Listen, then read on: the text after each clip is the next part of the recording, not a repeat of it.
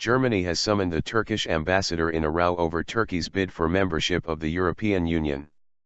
Turkey's EU minister, Egemen Bagis, has accused German Chancellor Angela Merkel of using the Turkey issue in her campaign for re-election. Berlin earlier blocked a plan to resume EU-Turkey negotiations next week. On Monday, Mrs Merkel sharply criticized Turkey's crackdown on recent anti-government protests, saying the police action was much too harsh. Mr Bagis hit back on Thursday, saying that if Mrs Merkel was looking for internal political material ahead of Germany's September elections, this should not be Turkey. Unacceptable.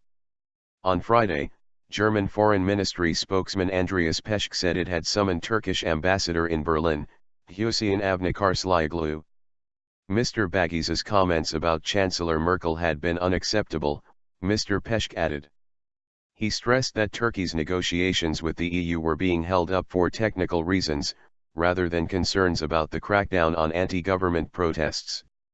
Talks on one of the Turkish accession chapters, as policy areas are known in EU jargon, had been scheduled for next Wednesday. EU diplomats are expected to consider the issue again on Monday. Turkey's EU accession talks began in 2005, but progress has been very slow. Talks have been frozen in 8 of the 33 chapters because of Turkey's dispute with Cyprus.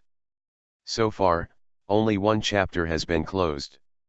Earlier, Austrian Foreign Minister Michael Spindelegger said that in Germany, as in Austria, there is great concern about the reaction of the Turkish authorities to dissent.